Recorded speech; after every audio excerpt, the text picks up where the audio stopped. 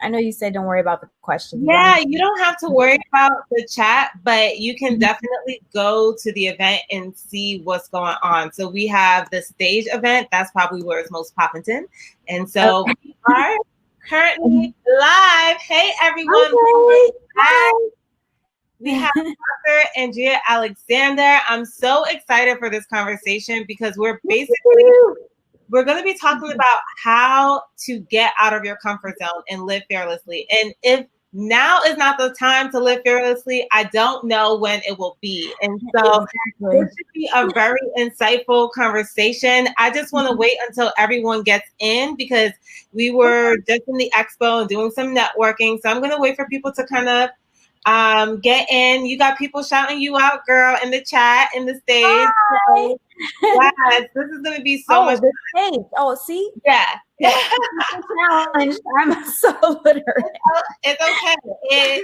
Hopin is a new platform, so I'm glad that we were able to get y'all on to Hopin. And so, yeah, there's going to be a few glitches, but I think this is going to be such an impactful conversation. And yeah, so, I'm really excited.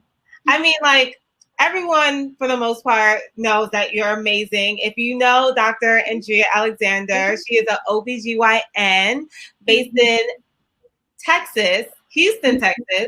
Yes. And she also is a blogger. You do YouTube, you have your own blog, you do Instagram blogging, a little bit of vlogging. And so you kind of done it all. And so we're going to be tapping into certain conversations that we're hoping will help, you guys in trying to get out of that comfort zone. So I absolutely love this quote by Will Smith, and you posted it a while back. And basically it's like, being realistic is the most common road to mediocrity.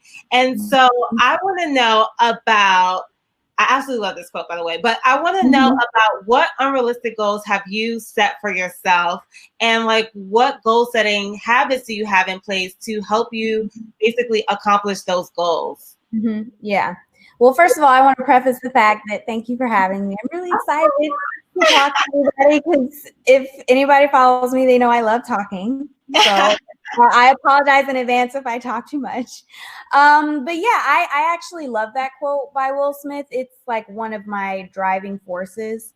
As far as goal setting habits, this is actually something that I'm working on in therapy currently. Because I have a habit, I'm a Virgo. Oh, Lord. Yes, exactly. So I'm like very unrealistic with my goals and with setting. Like I kind of have an expectation where I need to, cook and clean and work out and take care of my dogs and be there for my family and my friends 24/7, 100% all the time. And I have had several experiences in my life where God has communicated to me that that's just not possible. And for some reason, I keep going back into my Virgo ways, like, no, but let me just try it again. And so recently I started therapy this past year, and I would say in the past year, I've made progress. As far as being a little bit more realistic, I still struggle for sure. But one of the things that I've done is I've started keeping a to-do list. Now, I've always been a fan of to-do lists, but they were a little bit unrealistic before. So for example, instead of just putting, like my to-do list is broken down into categories. So it's like work, and then it's studying for boards, which I don't know if everyone knows, I am a physician. A lot of people be thinking I'm still in residency. Nah, I'm out. But whenever exactly, I'm done. But whenever you're done, you have to, take a certifying exam. So I'm taking that. So I have my job, certifying exam, studying for boards, life, blog. And I list what I need to do for each of them. So before I was like, I need to do this today. I need to do this today. I need to do this tomorrow. And whereas now I'm kind of in this space where I'm still listing those things on my to-do list, but I'm doing them when I feel like doing them. And it gets done a lot quicker and a lot better because I actually have more passion for whenever I actually am carrying out the said task. So that's the first thing, is making my to-do list. every Sunday, I reevaluate how happy I am with myself. And this is something that I recently started doing, like within the last maybe 2 or 3 months or so. But basically every Sunday I say to myself, okay, am I happy with how productive I was this week, how diligently I worked? Am I happy with my relationship with God this week? And if I'm not, then I say, well, then why aren't I happy? Like, what can I do this next week to make myself a lot happier? But yeah, so basically making my to-do list more realistic. Another thing that I forgot to mention in therapy is, you know, my therapist is actually a deacon in her church. Oh, wow. Yeah, which is why I love her, because I feel like we can have like a spiritual relationship as well. But she also told me at first, when I was so obsessed with like meeting every single goal at a certain time, she was like, Andrea, you're idolizing a list. And I had never even thought about that. So even though, you know, I know we all are, you know, and set in these fast-paced times where, you know, we want to make sure that we're doing everything that we can. And, you know, there's all these hashtags and campaigns on Instagram about being bosses. And, you know, we all want to be a boss and whatnot. Like we need to kind of step back and think, am I idolizing this? Because how can God bless me with something if I'm putting this before him? I ain't trying to get spiritual. I know y'all ain't coming here for church. Don't idolize your list. Don't idolize your goals. Say, this is my to-do list. I'm going to do what feels good to me in the moment. If I feel like cleaning today, I'm going to clean. If I feel like sending some emails and responding to some emails, I'm going to do that. But you know, you don't want to idolize anything. You want to make your list extremely reasonable. And then you want to reevaluate as much as you can. Doesn't have to be every week, but definitely you want to do reevaluation often. And just to like piggyback off what you said, I think it's so important to take action, right? Because you can create this list all you want, and that list will sit pretty. Sit pretty in your notebook, in your phone. You have to take action, y'all. Okay. Yeah, let me tell you, I just said this to one of my good friends yesterday. I was like, J. Cole said it. In case y'all haven't noticed by my Instagram, I'm really into like quotes. Like, I love quotes. J. Cole said it. You can dream, but don't neglect the execution. Don't be sitting here making, oh, I want to do this, I want to do this, and not write these things down and actually take action. You know, the first step is putting your thoughts to paper. So, or on your phone, whatever. And then putting steps as to what you're going to do and making sure you're holding yourself accountable, you know? So I absolutely love that you are, you know, jotting down what you want to do, how you're going to accomplish them. And so do y'all want to see my to-do list? Oh, Lord, let's see this. Okay, first of all, my phone is organized. Can y'all see that? Y'all probably absolutely not. Yeah. It's a glare, girl. Yeah. Oh, okay. Well, if you just tell us what it is. Yeah, it's so long. Can y'all see this? Yeah, y'all can see. If you stay right there, you can see it. Wow, that's nice. That's one section. This is Do you see those checks though? She has like little like checks that you can actually say like, finish this. So I put the check marks like in the thing that matters. That like, is life stuff like grocery shopping. I'm like, I can just delete that. Like, you know. Yeah. I absolutely love that. I need to step my game up. I thought I was doing something, but you about to do No, you do what works for you, right? Yes. Like if you feel productive in your own lane with your own strategy, like I think you should just do it, because I have people all the time telling me, oh, you should do this, you should do this. I'm like, that don't work for me, boo. Like I don't want to do that, you know? But yeah, definitely execution. For sure. But for me, I feel like finding that balance, right? And so it's like, yeah, we have to execute and also do what works for us, but also try new shit. Like if you're still doing the things that you did 5 years ago, how are you improving? Exactly. That's a problem. Let's go into our second question, right? So I'm a firm believer of like striving to do one thing, at least one thing that makes you uncomfortable. And I make myself uncomfortable every day. I don't know if y'all know, but I hate social media. And y'all probably are like, what? Yeah, I don't. And so in the last 6 months, have you done anything that like really pushed you outside of your comfort zone? Yeah. Can you still see me? My screen is grayed out. I don't know why. See you, girl. So keep going. You know, I'm not good at this stuff. Yeah, I actually was thinking about that. I do a lot of things daily that make me uncomfortable. If you think about it, working out, it's uncomfortable. Yeah. That shit is uncomfortable, sis. Yeah. Like dying. Like my trainer will be like, okay, why are you stopping? I'm like, my chest, bro. My chest. Like I feel like I'm about to die. Like at the end of the day, God gives us one body, one life to live, one chance to like make the most of what we have. So we got to work out. We just got to do it. You know what I mean?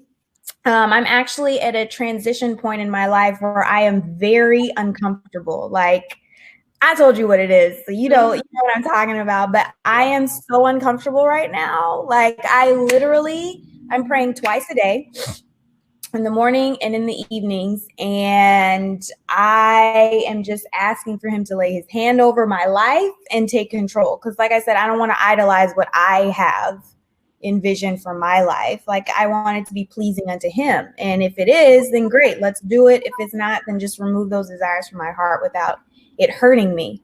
But yeah, definitely working out. I can't say what I'm doing right now, but because it's kind of big, at least I hope. Ooh, yes, but it's a lot of work. But my therapist was saying, she's like, you know, I mean, no pain, no gain. There's like a lot of phrases I can quote. No pain, no gain. I forgot. There's a quote by Denzel Washington. He said at the NAACP Image Awards, where he said something like the biggest threat to progress is comfortability or something like that. Like you can't be comfortable if you want to grow. It's just not going to happen. So Will Smith said the greatest things in life are on the other side of fear. And I know y'all are probably like, how does she remember these quotes? I literally look at these quotes daily, like because they really actually like do inspire me. But yeah, like you're gonna be uncomfortable while you're growing. It just is. I mean, I went to med school and residency. I wasn't comfortable with that ish. That was so uncomfortable. But it's just like at the end of the day, you have to have faith that, you know, the test that he's putting you through is for the greater good. So yes, Christina, the comfort zone is a dangerous place to be. I love that. It's about to shout her out. Yes, Christiana. That's a quote, girl. That's a quote. It's dangerous. And y'all being here, I'm so appreciative because like y'all are showing that you're supporting Black women-owned businesses and that you're invested in growing yourself and getting uncomfortable and doing what you need to do to go where you want to go, wherever you are in your career. And I absolutely love everybody who's here for that. And so that's kind of leading into the third question, because you know, we talked about a little bit about career, but like in every job, right, there's tasks, people, things that we'd rather just not be bothered with. And so how do we decipher between just like normal fatigue, you know, like it is what it is, and when that job no longer serves you? You know what? This is the perfect question for me for what I'm going through right now. Y'all will see next year when I talk about this stuff. But I mean, I recently made a post about how I quit my job. And last year, I was so excited to take on this job. I was like, I'm going to be with, you know, a Black woman, a fellow OBGYN, and I'm, you know, we're going to make so many moves and it's going to be great. I like her personality. I love the patients. I felt like this job was godsend. And it, to be honest, it still was godsend, because even though I'm going to take a little tangent, whenever God sends us things in life, it doesn't always mean it's going to end in a fairy tale. Something can still be God sent, but it's meant to teach you a lesson. And in this instance, this particular instance was meant to teach me a lesson. I have a reputation where I am loyal to Black people and to Black businesses at this point to a fault. And I know that sounds crazy for this type of event, but I can't just keep giving passes because people are Black, you know, and that's something that I have always done, and I'm still struggling to continue to not do. But I noticed that, and you said in your question, when like, how do you know when it's normal fatigue versus when it's no longer serving you? Mm-hmm. If you think about when something is fulfilling you and making you happy, you don't really think about things like, is this a sign from God that I should leave? Like, once you start asking yourself that daily, that's probably a sign from God in itself that it's probably not meant for you. Like, I remember days when I would have been up all night delivering babies and doing C-sections and then going into the clinic the next day, perfect attitude. I'm happy to be here. I'm excited because I know it sounds corny, but I actually do love my job. Like, my job is fun. Okay. Like, I get to talk to people all day. I get to play Inspector Gadget. Why, what's wrong with you? I get to make people feel better. I get to deliver babies. You know what I mean? Like, I love my job. And even though I was tired, I was still excited to get up in the morning. Mm-hmm. I was like, even though, oh man, last night was rough. Okay. It's 7:30 a.m. Let me get my butt to the clinic. Like, you know what I mean? And after a while, I wasn't excited anymore. I was like, I feel abused. I feel misled. I don't feel protected. Like, this is a whole nother situation. I wasn't eating. I think we also have to not only realize when we're not excited anymore to do those jobs, but we also have to pay attention to the certain habits that we do. Like, for me, I'm a person, I work out and I eat right. That's something that I have always enjoyed doing.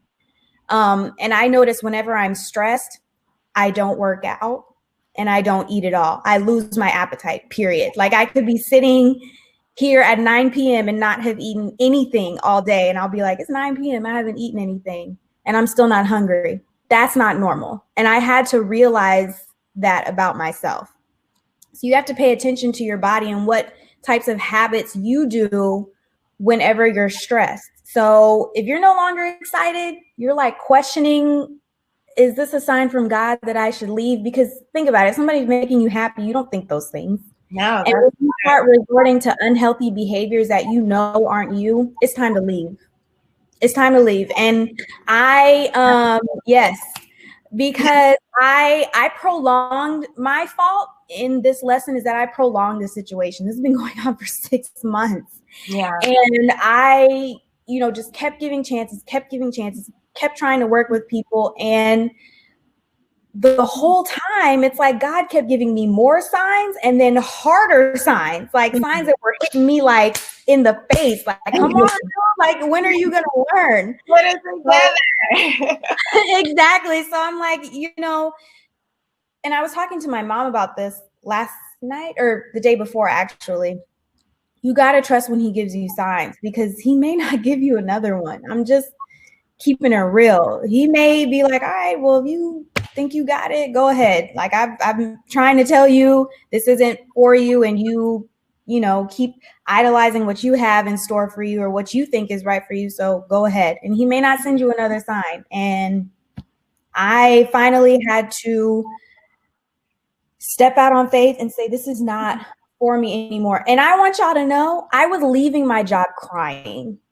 That day I could barely even breathe. I was like, tears rolling down the face, couldn't breathe through my nose or my mouth. I had a headache for like days on end. I wasn't eating. Like, I was so uncomfortable leaving that job. I was like, Lord, even though I've already quit, if this is not what you want from me, please let me turn around, run back in, apologizing, begging for my job back. And he told me, keep going. So it's going to be uncomfortable leaving, but like I said, you can't grow if you don't do that. So I'm not even like at my full potential, I feel, but I'm literally in the stage where I'm uncomfortable.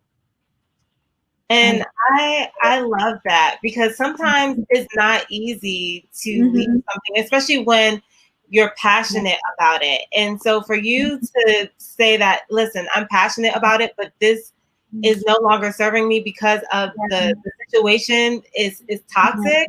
That is the most important. And, sometimes especially as Black women, we're always kind of, I wouldn't say forced, but we're always kind of like, get it together. You can do it. Like, stick through it. And it's just like, no, that's bullshit. Because we see that in our mothers, right? Even if we didn't grow up with mothers, if we grew up with grandmothers or aunties, or maybe we only grew up with a father, like the women figures in our life, Black women are strong, y'all. Like, I ain't even try to be shady. Listen, God loves us all, one human race, all that good stuff. We are one. But Black women are the strongest people on this planet, period. Like, I ain't even saying that just because this is an event with Black women, but we are the strongest, period. Yeah. Like, you know, we deal with so much at one time. We do. Yeah. But I love it. And so if you know. Oh, wow.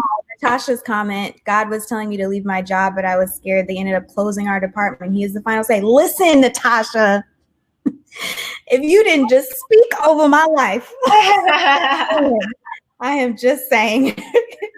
Seriously, like, and that's a blessing in disguise, right? Because he was going to let you go either which way, you know? And it's just like, you took control of the situation, and that's amazing, Natasha.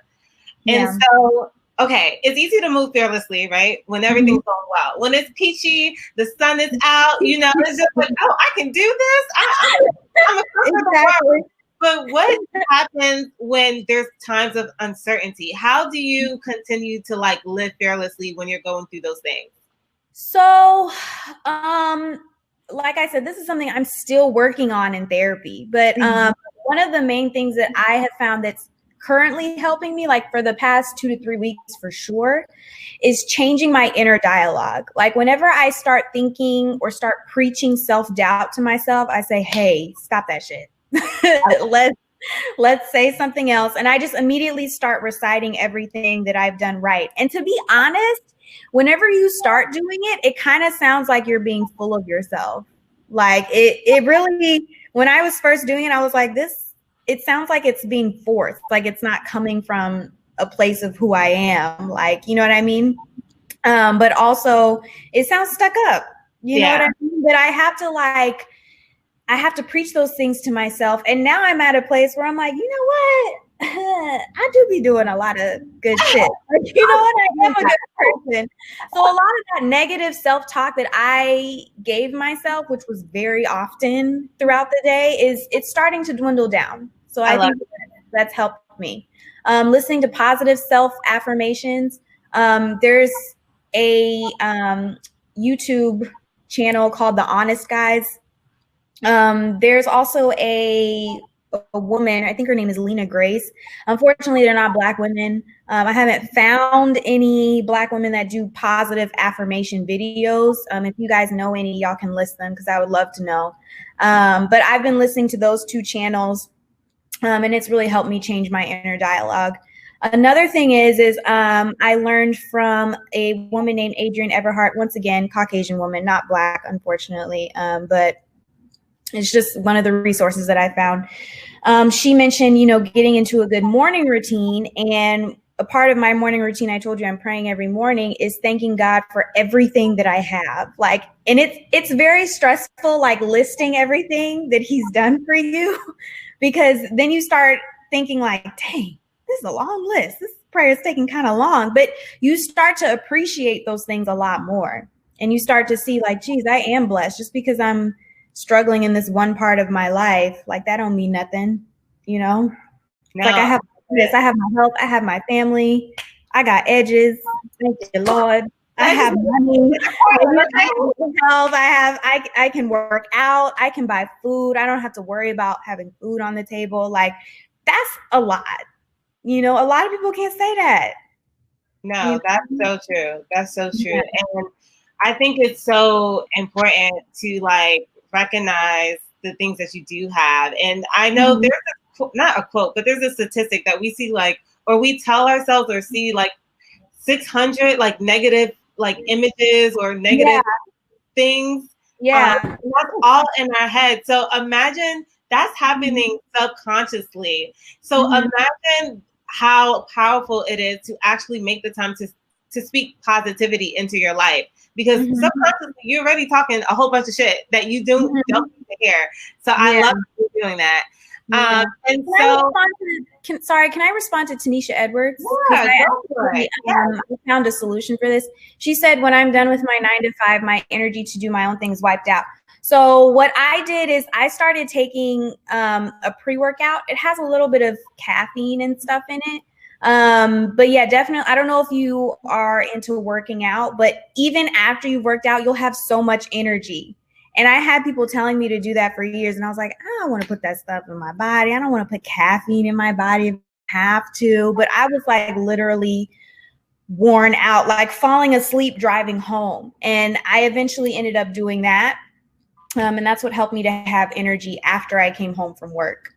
So I would encourage you guys to look into those if you're interested. So. Sorry. No, it's okay. I'm just, multitasking. Yeah. So, the girl never stops. Okay. Sending an email, writing in the chat. Okay, but anyway, self-sabotage. My words, they mixing up. You might need a little bit more, Christiana, or you might need a different like a different solution. Sometimes your body won't absorb it the same way it does another formula. So maybe switch around with different formulas, especially if it's in coffee and milk. Like your body probably won't absorb it. I can drink a venti. We ain't doing Starbucks right now, but I could do like a venti coffee and I won't feel a buzz at all. So just like switch between what you're trying. And so we kind of briefly, no, girl, I love it. We kind of briefly talked about self-sabotage and self-doubt. And so what are some things that we can do to kind of get out of our own way? We also kind of, I know we talked about like, speaking positivity and, words of affirmation, but is there anything else that we could be doing? I was going to say definitely those things. Positive self-talk, changing your inner dialogue, praying, make sure you're listing everything that you have that's positive in your life. I also like to think about my role model, which my role model, unfortunately, is deceased. It's my father. He was the only Black man in his class at University of Houston. He became a successful engineer. Unfortunately, he passed away when I was 5.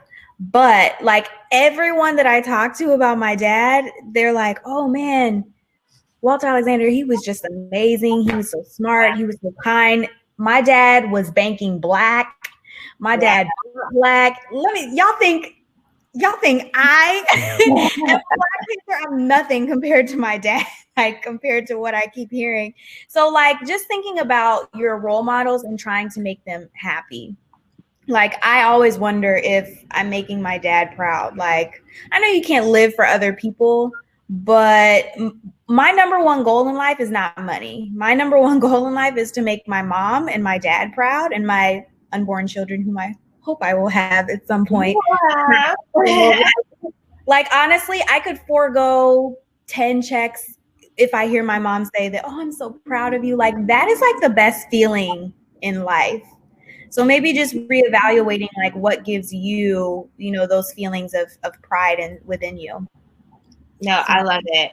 I love it. And so I guess we have one more question before we have to wrap up. So, this whole conversation is about living fearlessly, getting out of your comfort zone. And so there's someone here today who is looking to get out of their comfort zone and they're trying to live fearlessly. And so if you could share 3 tips that would help them do that, what would those tips be? Just know that there's a reason for you feeling uncomfortable. Like I said, well, Will Smith said, the best things in life are on the other side of fear. Everything that I've been scared to do in my life have turned out great. I was scared to start my YouTube. My, now ex-fiance at the time, like we're still really good friends, but he told me to start a YouTube channel. And I was like, are you crazy? No. And I was so scared, but I ended up doing it. And now, I'm not really consistent with it now just because, like I said, I'm doing things that make me happy. But definitely you're going to feel fearful for a reason. And it should be like you're entering unknown territory. And what I'm kind of learning is that a little bit of fear is healthy because it makes you work that much harder. So number one, just know that fear is normal. Okay. But you still have to push past it. And the best things in life are on the other side and you'll be fine. Right. Mm-hmm. God's not going to lead you astray. Let's see what else. Give life to your last name, right? If you died today, would you be comfortable with your name being associated with whatever it is today? I would not have been if you had asked me 2 months ago. Period. Not happy at all. But what I'm working towards now, I know that I'll be happy to leave this earth knowing that people will know me for what I've created. So think about like if you were to die today, is this really how you want to leave the earth? Even if you don't, reach your goal of, let's say if you want to start your own business, do you want people to know like, okay, yeah, she passed away, but she was like starting her own business. She was like in this stage, like, you know what I mean? Like, or do you want people to know you as, oh, she was working 9 to 5. She was a secretary or librarian. I don't know. Those jobs are great if that's what you want to do. I'm just saying, like, is that what you want to be known for? Exactly. You want to be known for living your passion. You know what I'm saying? Yeah, and it doesn't always have to be in the form of your 9 to 5. Mm-hmm. Like it could be your side hustle, the thing that you do for your joy. Mm-hmm. And so I absolutely love that. And so if Dr. Andrea Alexander drops some gems, can y'all put that in the chat? Because I feel so inspired and like so ready. I absolutely loved chatting with you. We're actually about to head into